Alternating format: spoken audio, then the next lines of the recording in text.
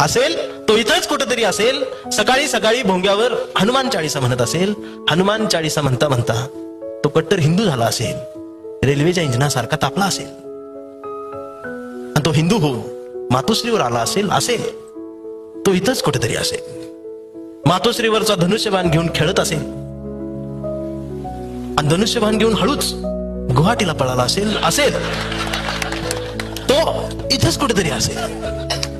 गुवाहाटीला गेल्यावर झाडी डोंगर हटील बघून मोहरला असेल, बहरला असेल. पण एवढ्यात 50 खोके एकदम ओकेच्या घोषणा ऐकून तो गोंधळला असेल. तो इथंच कुठेतरी असेल. मला धरून नेतील का, माझी चौकशी होईल का, मला पकडून ठेवतील का, म्हणून तो कमळाच्या फुलात लपला असेल. पण कमळाच्या पाकळ्यांनी पर त्याचा आवळून पार रस काढला असेल. तो इथंच कुठेतरी असेल. आणि सगळा रस निघून गेल्यावर तो बाहेर पडला असेल आणि त्याला अचानक बाहेर दिसला असेल. आणि मग त्याची दाढी वाढली असेल आणि मग तो भारत जोडोच्या यात्रेत गेला असेल आणि तो नांदेडमध्येच हरवला असेल. तो इथंच कुठेतरी असेल. शेवटी वेळ झाली असेल. त्याला घड्याळ दिसला असेल. तो घड्याळाजवळ आला असेल आणि इथं काकाजवळ बसायचं का पुतण्याजवळ थांबायचं हीच त्याला कळत नसेल.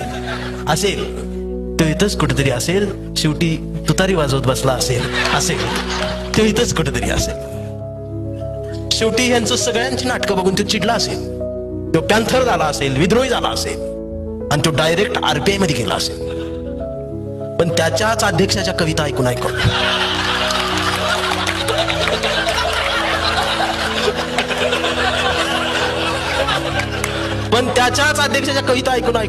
तो गंजला असेल. ते इथंच कुठेतरी असेल.